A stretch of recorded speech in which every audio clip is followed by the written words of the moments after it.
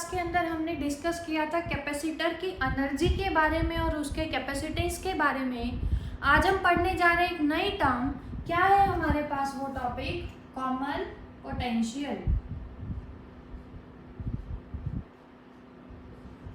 Common potential. Common potential का मतलब क्या है, अच्छे से देखेंगे सभी। सपोज करेंगे कि हमारे पास क्या है, दो कैपेसिटर है। तो हमने क्या लिया, कैपेसिटर का सिंबल, जैसे कि हम डिस्कस कर चुके हैं। हमने लिए दो कैपेसिटर। ये है हमारे पास कोई फर्स्ट पैरेलल प्लेट कैपेसिटर, जिसका कैपेसिटेंस हमने कितना ले लिया, C1। एक और कैपेसिटर हम लेने जा रहे हैं जिसका कैपेसिटेंस हमने कितना लिया है, C2। तो इनिशियली जो दो हमने कैपेसिटर लिए हैं, दोनों को हमने क्या किया, चार्ज किया। कैपेसिटर को जब हम चार्ज करते हैं तो हमने पढ़ा था लास्ट क्लास के अंदर, उसका पोटेंशियल रेज होगा बाय V वोल्ट। तो हमने सपोज किया कि फर्स्ट को भी हम चार्ज कर रहे हैं, सेकंड को भी हम क्या कर रहे हैं, चार्ज कर रहे हैं। कब तक चार्ज कर रहे हैं कि फर्स्ट का पोटेंशियल तो कितना हो जाए, V1, और सेकंड का पोटेंशियल रेज होके कितना हो जाए, V2। तो C1 को हमने चार्ज किया up to a potential V1 और C2 को चार्ज किया अप टू पोटेंशियल V2। ये क्या है हमारे पास, केस 1। केस 1। अब देखेंगे, अगर हमें कैपेसिटेंस पता है और पोटेंशियल पता है तो चार्ज का फॉर्मूला, कैपेसिटेंस का फॉर्मूला क्या पढ़ा था हमने, Q बाय V। तो Q यहाँ से कितना आएगा, C इंटू V। तो हमने इसको चार्ज किया टू अ पोटेंशियल V1। तो चार्ज कितना हुआ इसका, फर्स्ट का Q1 मान लेते हैं। किसके बराबर आएगा, C1 इंटू V1, क्योंकि Q किसके बराबर है, C इंटू V।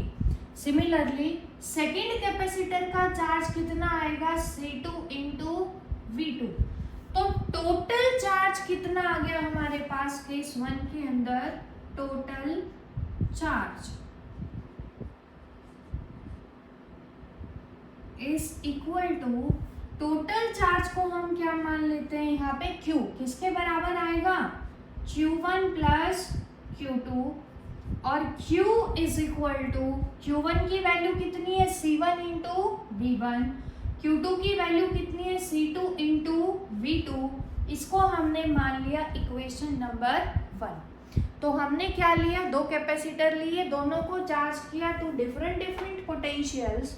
उसको यूज करके दोनों पैरामीटर्स को हमने क्या निकाल लिया, दोनों कैपेसिटर का चार्ज, और हमने क्या निकाल लिया, टोटल चार्ज। अब जो सेकेंड केस हमें गिवन है, केस 2। केस 2 के अंदर हम एज्यूम कर रहे हैं कि जो दो कैपेसिटर हैं हमारे पास, C1 और C2, दोनों को हमने कनेक्ट किया किसी कंडक्टिंग वायर से। क्या किया है हमने, दोनों कैपेसिटर को कनेक्ट किया है with the help of a conducting wire. अब कंडक्टिंग वायर है तो क्योंकि ये कंडक्ट करेगी, हमें चार्ज की प्रॉपर्टी पता है कि चार्ज हमेशा फ्लो करेगा from higher potential to lower potential. और कब तक फ्लो करेगा, जब तक दोनों का पोटेंशियल क्या ना हो जाए, सेम। अब हमें नहीं पता कि V1 ज़्यादा है कि V2 ज़्यादा है, तो हम यहाँ पे डायरेक्शन ऑफ फ्लो को रिप्रेजेंट नहीं करेंगे कि हमने ले लिया कि V1 फर्स्ट का पोटेंशियल था, V2 सेकेंड का। क्योंकि कनेक्ट किया दोनों को कंडक्टिंग वायर से, तो चार्ज फ्लो करेगा या तो फर्स्ट से सेकंड में करेगा या सेकंड से फर्स्ट में। लेकिन कब तक करेगा, जब तक पोटेंशियल दोनों का क्या ना हो जाए, सेम। हमने मान लिया शेयरिंग ऑफ चार्ज के बाद, जैसे ही कंडक्टिंग वायर से कनेक्ट किया, चार्ज की शेयरिंग हुई बिटवीन द टू कैपेसिटर। तो शेयरिंग के बाद जो पोटेंशियल इक्वल बना दोनों का, वो उसकी वैल्यू हमने कितनी ले ली, V। अब टोटल चार्ज फर्स्ट के ऊपर कितना आएगा, C1 इंटू V, क्योंकि अब पोटेंशियल V बन चुका है। ऐसे ही Q2 कितना आएगा, C2 इंटू V। तो टोटल चार्ज कितना आ जाएगा हमारे पास, सेकंड केस है तो ऊपर लगा लेते हैं डैश। टोटल चार्ज को भी क्या मान लेते हैं, Q dash is equal to Q1 dash plus Q2 dash. Value रखेंगे दोनों की, क्या आएगा C1V plus C2 into V और Q dash is equal to C1 plus C2 into V। ये आ गई हमारे पास equation number 2।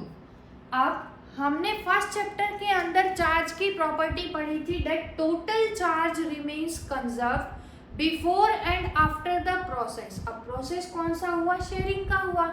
Before sharing charge कितना था C1V1 प्लस C2V2 और आफ्टर शेयरिंग कितना है C1 plus C2 into V। तो क्या आएगा हमारे पास, from conservation of charge, charge की कंजर्वेशन से Q किसके बराबर होना चाहिए, Q डैश के बराबर होना चाहिए। तो जब बराबर करेंगे दोनों को, क्या आएगा C1V1 plus C2V2 is equal to C1 plus C2 into V। हमें तो क्या निकालना है, कॉमन पोटेंशियल। कॉमन पोटेंशियल क्या होता है, आफ्टर शेयरिंग ऑफ चार्जेस जो सेम पोटेंशियल हुआ दोनों कैपेसिटर का V, that is called common potential. तो हमें यहाँ से V निकालना है। V कितना आएगा, C1V1 plus C2V2 divided by C1 plus C2। तो यहाँ से हमने फॉर्मूला निकाला किसका, कॉमन पोटेंशियल का। कौन सी प्रॉपर्टी को यूज किया, that total charge remains conserve. अब नेक्स्ट टॉपिक के अंदर कॉमन पोटेंशियल से ही रिलेटेड है। ये तो हमें पता था कि चार्ज का कोई भी लॉस नहीं होगा ड्यूरिंग शेयरिंग, लेकिन जो एनर्जी है वो हमने पढ़ा हुआ है कि एनर्जी कुछ स्पेंड हो जाती है इन द फॉर्म ऑफ हीट। तो अब नेक्स्ट हमें क्या निकालना है, इसी से रिलेटेड लॉस ऑफ एनर्जी। अगर energy before sharing minus energy after sharing, दोनों का डिफरेंस 0 के बराबर आ गया, इसका मतलब टोटल एनर्जी फर्स्ट केस में और सेकंड केस में क्या है, बराबर। लेकिन अगर डिफरेंस नहीं आया, इसका मतलब some energy is lost and that loss is occurs in the form of heat. तो नेक्स्ट टॉपिक हमारा क्या है, loss of energy, loss of energy. Common potential का फॉर्मूला हमें यूज करना है क्योंकि इसी से रिलेटेड है। निकालना क्या है, लॉस ऑफ एनर्जी।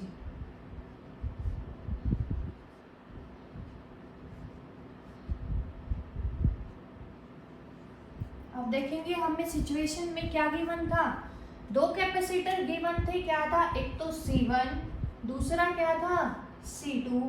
फर्स्ट का पोटेंशियल कितना था V1, सेकंड का क्या था V2।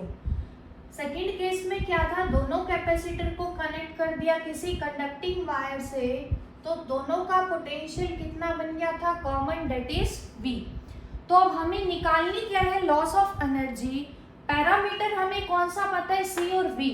पिछली वीडियो के अंदर हमने एक्सप्रेशन निकाला था एनर्जी के लिए, in terms of C and V क्या निकाली थी, energy stored in the capacitor half CV², ये हमने कैलकुलेट की थी।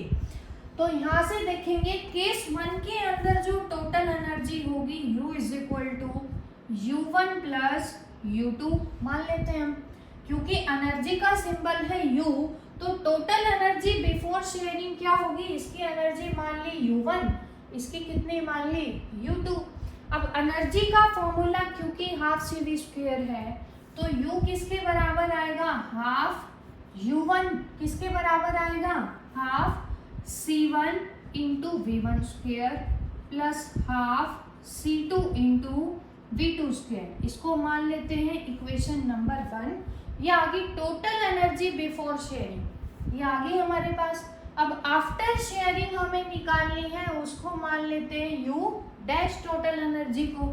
तो U डैश किसके बराबर आएगा, हाफ, कैपेसिटेंस कितना है C1, पोटेंशियल कितना है V, तो CV² क्या आएगा, half C1 into V² plus half C2 into V²। ध्यान से देखेंगे सभी दोनों में से एक टर्म कॉमन आ रही है, वो क्या है हमारे पास, हाफ C1 प्लस C2, ये कॉमन आ गया हमारे पास, हाफ v स्क्वायर, अंदर क्या बचेगा C1 प्लस C2। अब v यहाँ पे क्या है, कॉमन पोटेंशियल जिसकी वैल्यू हमें पता है पिछले टॉपिक से, इसको यहाँ पे पुट करेंगे तो u डैश की वैल्यू कितनी आएगी, half C1 plus C2 into उसका स्क्वायर करेंगे C1 V1 plus C2 V2 square divided by C1 plus C2 whole square. क्योंकि v का स्क्वायर था तो इन दोनों का भी क्या हो जाएगा, स्क्वायर। C1 प्लस C2 से एक C1 plus C2 cancel out, तो u डैश क्या आ गया हमारा, हाफ C1। अब ये होल स्क्वायर का फॉर्मूला खोल लेते हैं, a प्लस b का whole square, a square plus b square plus 2ab, तो क्या आएगा, half C1 square V1 square plus C2 square V2 square plus 2 C1 C2 V1 V2 divided by C1 plus C2। हमें निकालना क्या है, loss of energy निकालना है। तो केस 1 की जो एनर्जी है ये आ गई इक्वेशन नंबर 2, उसमें से केस 2 की टोटल एनर्जी को सब्ट्रैक्ट करेंगे तो क्या आ जाएगा हमारे पास एनर्जी का लॉस, लॉस ऑफ एनर्जी। कैसे निकालेंगे, फर्स्ट केस की एनर्जी कितनी है u, सेकेंड की कितनी है u डैश। अगर दोनों का डिफरेंस 0 आ गया तो कोई भी एनर्जी का लॉस नहीं होगा, और कुछ वैल्यू आती है तो that loss either will be positive और नेगेटिव, वो हम बताएंगे। ध्यान से देखेंगे सभी, u की वैल्यू फर्स्ट इक्वेशन से पुट कर रहे हैं, हाफ C1, हाफ कॉमन ले लेते हैं क्योंकि यहाँ पे भी हाफ है, यहाँ भी हाफ है और यहाँ भी हाफ है, तो तीनों से हाफ कॉमन ले लिया, क्या आएगा C1 square C1 into V1 square plus C2 into V2 square minus ये करेंगे, हाफ ऑलरेडी कॉमन ले चुके हैं हम, C1 square V1 square plus C2 square V2 square plus 2 C1 C2 V1 V2 divided by C1 plus C2। अब ध्यान से देखेंगे सभी, अगर आप एलसीएम लेंगे यहाँ तो एलसीएम कितना आएगा, C1 प्लस C2। तो देखेंगे सभी, हाफ C1 प्लस C2 को इससे मल्टीप्लाई करेंगे फर्स्ट टर्म से, तो C1 इंटू C1 क्या बन गया, C1 square into V1 square, फिर C2 से करेंगे क्या आ जाएगा, C1 C2 V1 square plus C1 plus C2 को इससे मल्टीप्लाई करोगे तो क्या आएगा, C2 into C1 into V2 square plus C2 into C2 क्या बनेगा, C2 square V2 square minus अंदर जाएगा, सभी टर्म नेगेटिव हो जाएंगी, C1 square V1 square minus C2 square V2 square minus 2 C1 C2 V1 V2 divided by C1 plus C2। अब देखेंगे सभी क्या कैंसिल आउट हो रहा है, C1 V1 स्क्वायर से C1 square V1 square, C2 square V2 square से C2 square V2 square. अब हमारे पास बची है 3 टर्म्स, ये और ये वाली। अब देखेंगे सभी, इन तीनों में से भी देखेंगे हाफ क्या कॉमन आ रहा है, C1 C2 C1 C2 C1 C2, तीनों से कॉमन निकाल लो।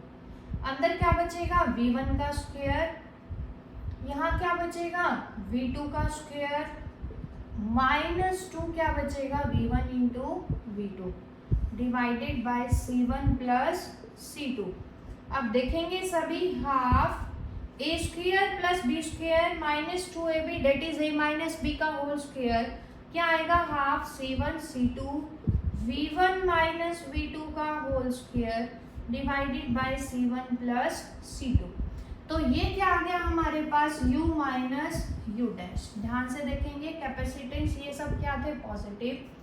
V1 माइनस V2 फर्स्ट के पोटेंशियल में से सेकंड का सब्ट्रैक्ट करेंगे, हमें नहीं पता था कि फर्स्ट का ज़्यादा है कि सेकंड का, लेकिन अगर फर्स्ट का सेकंड से छोटा भी होगा तो V1 माइनस V2 का स्क्वायर नेगेटिव आएगा, लेकिन ऊपर होल स्क्वायर है तो फिर से क्या हो जाएगा, पॉजिटिव। इसका मतलब u माइनस u डैश की वैल्यू हमेशा क्या होगी, ग्रेटर देन 0 और u is greater than u dash. इसका मतलब क्या है कि टोटल एनर्जी, यू कौन सी एनर्जी थी, बिफोर शेयरिंग जो एनर्जी थी, और यू डैश कौन सी थी, आफ्टर शेयरिंग। तो इसका मतलब एनर्जी बिफोर शेयरिंग ज्यादा है किससे, एनर्जी आफ्टर शेयरिंग से। इसका मतलब शेयरिंग ऑफ चार्ज के बाद एनर्जी कम होगी तो इसका मतलब कुछ एनर्जी क्या हुई, लॉस्ट हुई, और वो जो लॉस होगा एनर्जी का that will occur in the form of heat. तो ये हमने निकाला कि जब किसी भी कैपेसिटर के अंदर, दो के अंदर शेयरिंग ऑफ चार्ज होगा तो हमेशा कुछ ना कुछ क्या होगा, लॉस ऑफ एनर्जी होगा। पहले एनर्जी ज़्यादा होगी किससे, आफ्टर शेयरिंग से।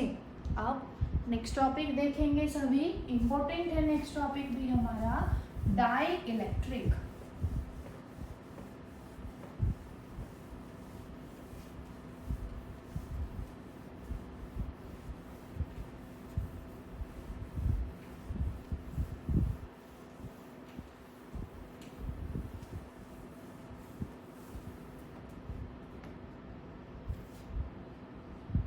Die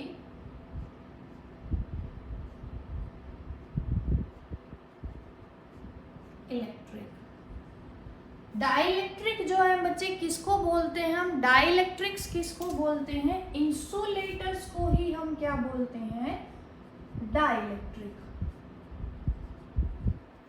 insulators are called dielectrics. क्या करते हैं इंसुलेटर्स, विच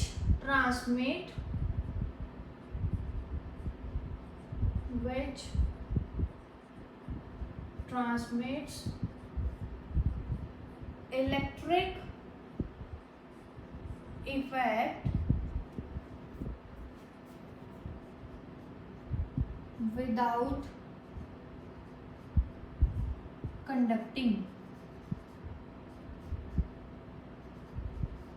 इंसुलेटर्स को ही हम क्या बोलते हैं, डाइइलेक्ट्रिक। इंसुलेटर्स हमें पता है कंडक्ट नहीं करते, लेकिन जब हम किसी इंसुलेटर को किसके अंदर रखवाएंगे, किसी इलेक्ट्रिक फील्ड के अंदर रखवाएंगे, सभी इंसुलेटर डाइइलेक्ट्रिक नहीं होते, तो ये बात याद रखेंगे।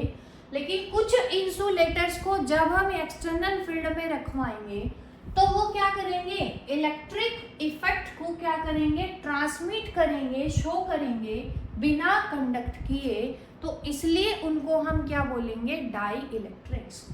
अब बात आती है कि जो डाई इलेक्ट्रिक है वो हमारे पास दो टाइप के हमने डिवाइड किए हुए हैं। कौन कौन सी टाइप है हमारे पास डाई इलेक्ट्रिक की, सबसे पहली टाइप तो क्या है, नॉन पोलर डाई इलेक्ट्रिक, और सेकेंड टाइप क्या है, पोलर डाई इलेक्ट्रिक। सबसे पहले इसको समझने के लिए एक चीज आपको पता होगी, हमें पता है हर एटम के अंदर जो पॉजिटिव चार्ज है वो किधर होगा, रेजाइड इनसाइड द न्यूक्लियस और at the centre, and negatively charge electrons revolve around the centre. ये हमें पता है कि हर एटम किससे बना हुआ है, एक पॉजिटिव चार्ज के सेंटर से और एक नेगेटिव चार्ज के सेंटर से। तो जो नॉन पोलर डाइइलेक्ट्रिक है हमारे पास, नॉन पोलर डाइइलेक्ट्रिक सबसे पहला तो याद रखेंगे, जो शेप होती है इनकी वो कैसी होगी, सिमेट्रिकल शेप होती है। और पोलर के अंदर जो मॉलिक्यूल हम लेंगे वो किस शेप का लेंगे, एसिमेट्रिकल शेप।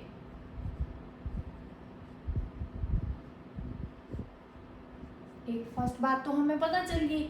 अब नॉन पोलर मॉलिक्यूल की, नॉन पोलर डाइइलेक्ट्रिक की डेफिनेशन क्या है, जिसके अंदर in which centre of positive and negative charge coincide. अगर पॉजिटिव और नेगेटिव चार्ज का सेंटर किसी मॉलिक्यूल के अंदर कोइंसाइड करेगा, then that is called non polar dielectric. अब कैसे करेगा, एग्जांपल देखेंगे इसके लिए। हमने लिया कोई सिमेट्रिकल शेप का मॉलिक्यूल, क्योंकि हमें लेना है तो हमने कंसीडर किया CO2 को। अब सिमेट्रिकल शेप है तो ध्यान से देखेंगे, C के ऊपर तो पॉजिटिव चार्ज होगा, हमें पता है। ये क्या है, C कैसा चार्ज है इसके ऊपर, पॉजिटिव चार्ज।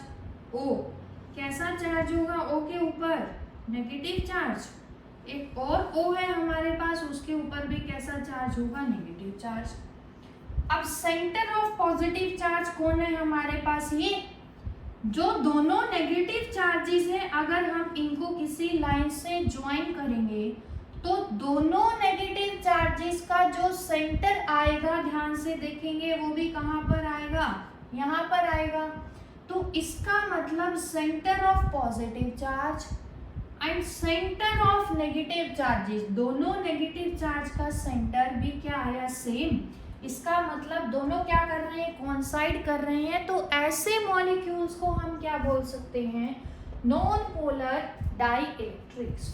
तो रिप्रेजेंटेशन कैसी होगी, पॉजिटिव और नेगेटिव चार्ज जहाँ पे कोइंसाइड करेंगे तो उसको कैसे रिप्रेजेंट करेंगे, नॉन पोलर डाइइलेक्ट्रिक को इस सिंबल से रिप्रेजेंट हम करेंगे। अब क्योंकि पॉजिटिव और नेगेटिव चार्ज कोइंसाइड कर रहे हैं तो ध्यान से देखेंगे, टोटल चार्ज कितना हो जाएगा, 0। नेट डाइपोल मोमेंट भी कितनी हो जाएगी, यहाँ से 0। इसको समझने के लिए एक चीज और देखेंगे, डाइपोल मोमेंट की डायरेक्शन हमें पता है फ्रॉम नेगेटिव टू पॉजिटिव। तो एक तो डाइपोल मोमेंट आएगी इस डायरेक्शन में फ्रॉम नेगेटिव टू पॉजिटिव, दूसरी आएगी negative to positive opposite direction में, दोनों कैंसिल आउट हो जाएंगी। तो यहाँ से भी नेट डाइपोल मोमेंट हमारे पास कितनी आएगी, इक्विवेलेंट टू 0। उसके बाद दूसरा आता है क्या हमारे पास, पोलर। पोलर के अंदर कैसे मॉलिक्यूल्स हमें लेने, एसिमेट्रिकल शेप के। अब सबसे पहले बात आती है कि पोलर डाइइलेक्ट्रिक कौन से हैं, in which centre of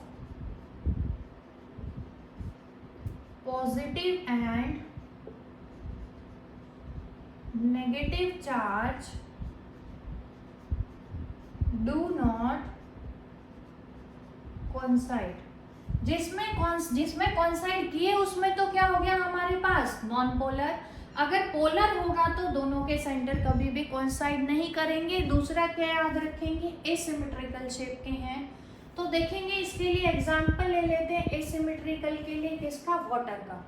suppose करेंगे ये क्या है हमारे पास, ऑक्सीजन। ऑक्सीजन के ऊपर कैसा चार्ज होगा, नेगेटिव चार्ज। ये क्या होगा हमारे पास, हाइड्रोजन, पॉजिटिव चार्ज। ये भी क्या होगा, हाइड्रोजन, पॉजिटिव चार्ज, क्योंकि एसिमेट्रिकल शेप वाले मॉलिक्यूल ही हमें यहाँ पे लेने। ध्यान से देखेंगे क्या होगा हमारे पास, दोनों पॉजिटिव चार्जेस का सेंटर कहाँ आएगा, इनके बीच में किसी मिड पॉइंट पे आएगा। तो सेंटर ऑफ पॉजिटिव चार्ज और नेगेटिव चार्ज अगर कोइंसाइड करते तो क्या हो जाता, नॉन पोलर। लेकिन नहीं करे तो क्या, पोलर। अब दोनों पॉजिटिव चार्ज का सेंटर आ गया हमारे पास ये पॉइंट, नेगेटिव चार्ज का इसका सेंटर ये है, तो दोनों ने कोइंसाइड नहीं किया, दोनों के बीच में कुछ लेंथ है, सेपरेशन है। तो एक पॉजिटिव चार्ज यहाँ है, नेगेटिव चार्ज यहाँ है, तो ये किसका एग्जाम्पल हो गया हमारे पास, पोलर का। पोलर को कैसे रिप्रेजेंट करेंगे, क्योंकि सेपरेशन है तो ऐसे रिप्रेजेंट करेंगे। दूसरा, पोलर डाइइलेक्ट्रिक। अब बात आती है डाइपोल मोमेंट की, देखेंगे सभी। डाइपोल मोमेंट, क्योंकि जो हमारे पास पोलर डाइइलेक्ट्रिक है, इसके अंदर जो पॉजिटिव और नेगेटिव चार्जेस हैं वो क्या होते हैं, रैंडमली डिस्ट्रीब्यूट होते हैं अलग अलग डायरेक्शन में। फॉर एग्जांपल ये हमने कोई क्या ले लिया, पोलर डाइइलेक्ट्रिक। तो जो होंगे ना हमारे पास centre of positive and negative charge, वो रैंडमली डिस्ट्रीब्यूट है अलग अलग डायरेक्शन में। तो नेट डाइपोल मोमेंट तो इस केस में भी क्या होगी, 0, क्योंकि सभी अलग अलग डायरेक्शन में जा रहे हैं, तो they will cancel out in pairs. Net dipole moment will be 0।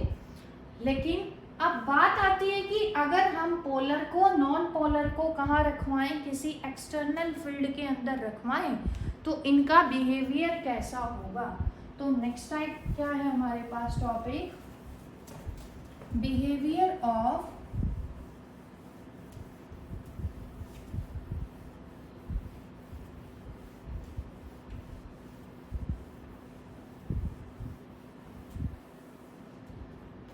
behavior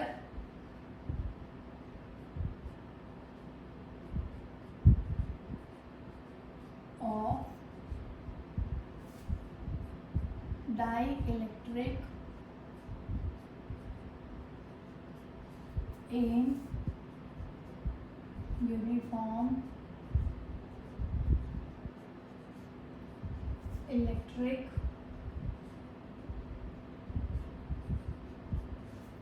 field। हमें क्या बताना है? डाइलेक्ट्रिक्स का बिहेवियर बताना है। कब? जब हम दोनों को कहाँ पे रखेंगे, दोनों टाइप के डाइलेक्ट्रिक को एक्सटर्नल फील्ड के अंदर। तो बोर्ड को डिवाइड कर लेते हैं 2 पार्ट्स में और दोनों का बिहेवियर हम स्टडी करने जा रहे हैं। सबसे पहली टाइप क्या पढ़ी थी हमने? Non polar dielectric. तो यहाँ पे डिस्कस करेंगे नॉन पोलर को।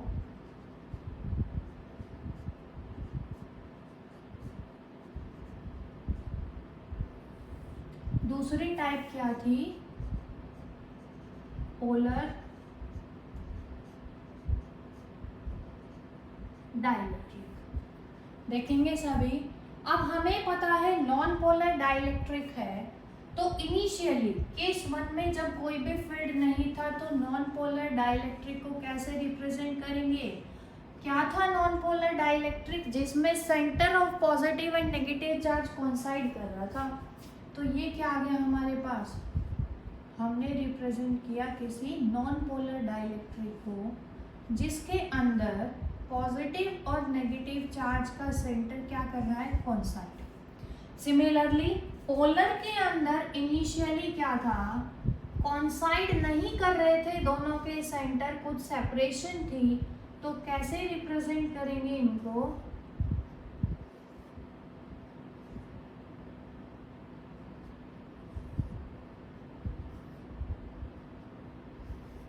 ये रैंडमली डिस्ट्रीब्यूट थे हमारे पास डिफरेंट डायरेक्शन में। तो डाइपोल मोमेंट इस केस में कितनी थी? 0, क्योंकि यहाँ पे रैंडमली डिस्ट्रीब्यूट है। तो इस केस में भी इनिशियल नेट डाइपोल मोमेंट कितना था? 0। अब केस 2 आता है जिसमें हमने क्या अप्लाई किया? यूनिफॉर्म इलेक्ट्रिक फील्ड अप्लाई किया। सपोज करो ये क्या है हमारे पास? डाइलेक्ट्रिक। कैसा? Non polar. और ये कैसा है? पोलर। अब फील्ड में जैसे ही रखवाएंगे, हमने लिया कि ये जो है किसको रिप्रेजेंट कर रहा है? अप्लाइड इलेक्ट्रिक फील्ड को जो हम अप्लाई कर रहे हैं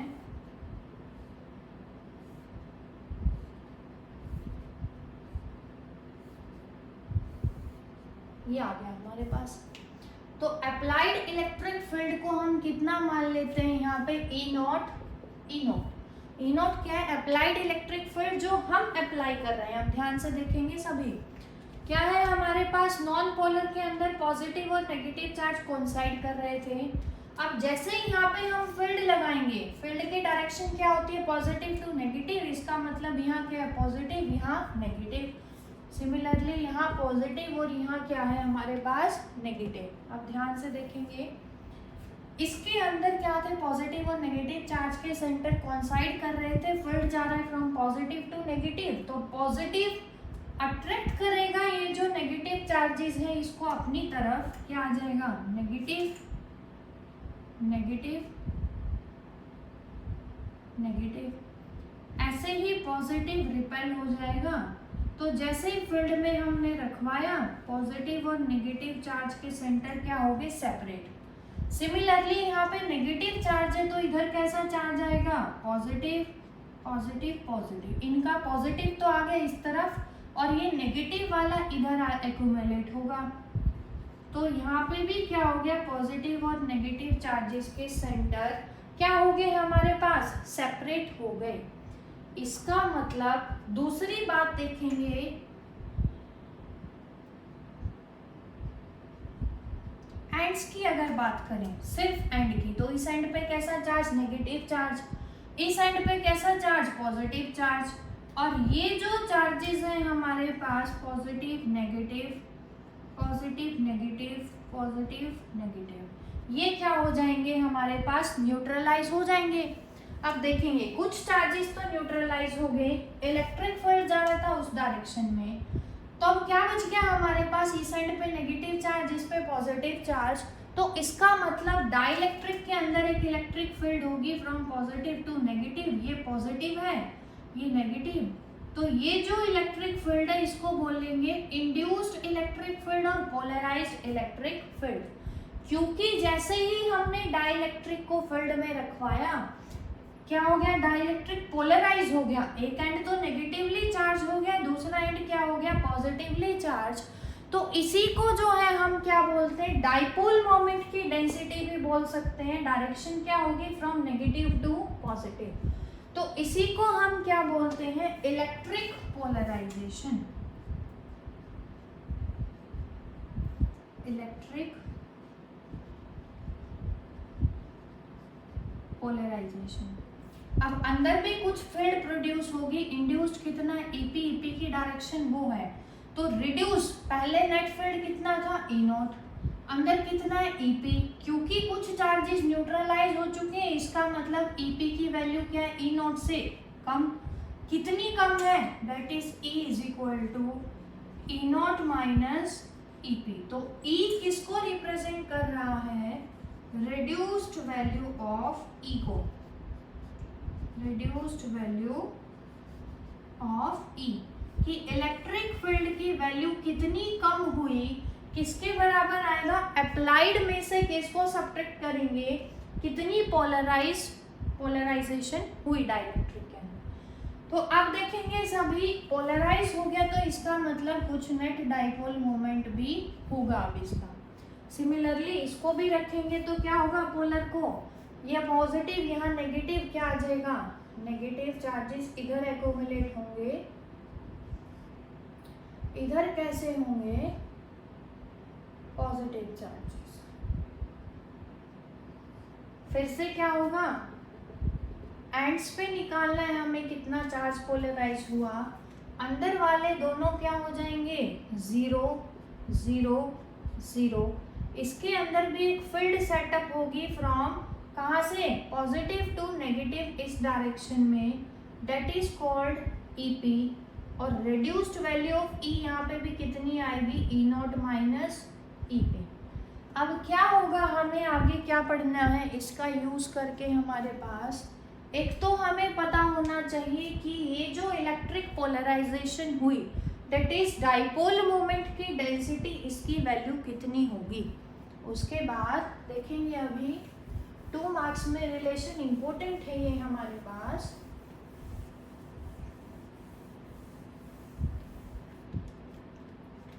रिलेशन आपसे क्या पूछते हैं, टॉपिक क्या है, find the relation between dielectric constant and susceptibility.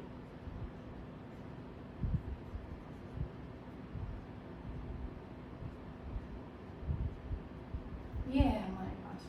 अब डाइलेक्ट्रिक कांस्टेंट तो हमें पता है, ससेप्टिबिलिटी के बारे में भी यहाँ पढ़ेंगे। कहाँ से स्टार्ट करने जा रहे हैं, फर्स्ट इक्वेशन से। तो फर्स्ट इक्वेशन क्या है हमारी, E is equal to E not minus E P. ये क्या है हमारे पास, इक्वेशन नंबर 1। ध्यान से देखेंगे सभी।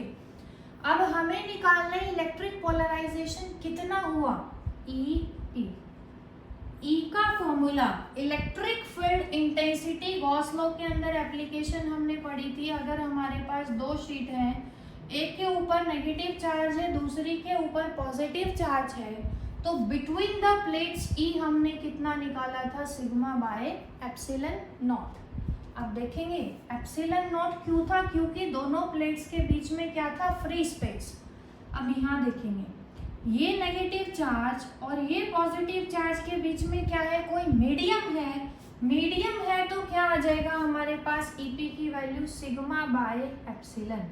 एप्सिलन किसके लिए यूज कर रहे हैं हम, क्योंकि दोनों चार्जेस के बीच में फ्री स्पेस था, तो ई का फॉर्मूला क्या निकाला था, सिग्मा बाय एप्सिलन नॉट। अब क्योंकि डाइलेक्ट्रिक है तो कुछ मीडियम है बिटवीन द प्लेट्स, क्या आएगा सिग्मा बाय एप्सिलन। सिग्मा क्या है हमने पढ़ा हुआ है, charge distribution per unit area into epsilon. अब ये जो है चार्ज कितना डिस्ट्रीब्यूट है per unit area, that is called Q by A is called polarization density P। इसको किससे डिनोट करेंगे, पोलराइजेशन डेंसिटी से, कि टोटल पर यूनिट एरिया, क्योंकि शीट के ऊपर है, सरफेस के ऊपर है, अगर वॉल्यूम में होता तो क्या लेते, पर यूनिट वॉल्यूम। तो ये क्या आ गई हमारे पास P बाय E। EP की वैल्यू हमें पता चल गई P बाय E। ये आ गई इक्वेशन नंबर 2। इसको पुट कर देते हैं फर्स्ट में, तो क्या आ जाएगी, reduced value of E is equal to E not minus P by epsilon, equation number 3। अब बात आती है कि जो ये पोलराइजेशन होगा डाइलेक्ट्रिक के अंदर, की नेगेटिव चार्ज इधर आ रहा है, पॉजिटिव चार्ज इधर आ रहा है, ये जो पोलराइजेशन है किसके ऊपर डिपेंड कर रहा है, रिड्यूस्ड वैल्यू ऑफ E पे, की E की वैल्यू कितनी कम हुई। तो क्या आएगा हमारे पास, as electric polarization is directly proportional to E। E यहाँ पे किसको रिप्रेजेंट कर रहा है, रिड्यूस्ड वैल्यू ऑफ E, क्योंकि पोलराइजेशन उतना ही होगा ना जितनी E की वैल्यू कम हुई जब उसको कहाँ रखवाया, डाइलेक्ट्रिक को फील्ड में। अब प्रोपोर्शनलिटी को हम हमेशा रिप्लेस करते हैं किसी कांस्टेंट से, यहाँ पे कांस्टेंट लगाएंगे एक्साई, ठीक है, या फिर क्या बोल सकते हैं आप इसको, काई। तो काई क्या है हमारे पास, कांस्टेंट ऑफ प्रोपोर्शनलिटी CHI। काई is a constant of proportionality which is called electrical susceptibility। Electrical susceptibility क्या डिटरमाइन करती है कि कितना डिग्री ऑफ पोलराइजेशन हुआ। डिग्री ऑफ पोलराइजेशन क्या है हमारे पास, कि कितना इजीली हम किसी भी स्पेसिमेन को पोलराइज कर पा रहे हैं, इनटू में क्या है E। तो ये जो एक्साइकाई हमने लगाया क्या है, कांस्टेंट ऑफ प्रोपोर्शनलिटी, प्लस जो डाइलेक्ट्रिक है वो क्या है, कोई मीडियम है तो एक और कांस्टेंट इंसर्ट करेंगे मीडियम के लिए। मीडियम के लिए हमने क्या लगाया, एप्सिलन। समझ आ रहा है सभी को। काई तो हमने क्यों लगाया है, प्रोपोर्शनलिटी को रिप्लेस करने का कांस्टेंट। एप्सिलन नॉट किसका है, मीडियम का कांस्टेंट। तो ये आ गई इक्वेशन नंबर 4। इसको यहाँ पे पुट करेंगे, रिड्यूस्ड वैल्यू ऑफ E क्या आएगी, E नॉट माइनस P की वैल्यू क्या है, chi epsilon E divided by epsilon. Epsilon से epsilon cancel out, E is equal to E not minus chi E। इसको इधर ले आएंगे, E कॉमन आ जाएगा, 1 plus chi is equal to E not, और 1 plus chi is equal to E not by E। अब ध्यान से देखेंगे, हमने डाइलेक्ट्रिक कांस्टेंट का फॉर्मूला पढ़ा था F not by FM, first chapter में पढ़ा था, आपको ध्यान होगा। F किसके बराबर था, Q इंटू E, तो क्या आ जाएगा, Q इंटू E नॉट। अगर चार्ज को मीडियम में रखोगे तो क्या आ जाएगा, EM। EM और या फिर मीडियम के लिए सिंपली क्या लिखवा सकते हैं, E। दोनों आपको मैंने बताए थे, Q से Q कैंसिल आउट।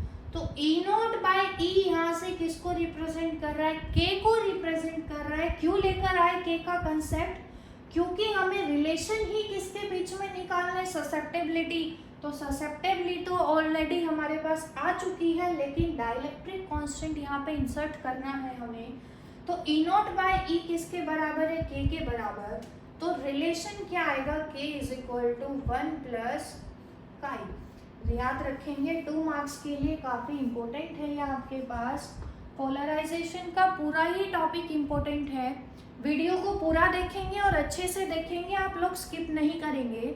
अगले वीडियो में हम डिस्कस करेंगे हमारे पास कैपेसिटेंस के इफेक्ट अगर कंडक्टिंग स्लैब डाल रहे हैं बिटवीन द टू प्लेट्स और dielectric and series parallel combination के बारे में स्टार्ट करेंगे, बेसिक के बारे में।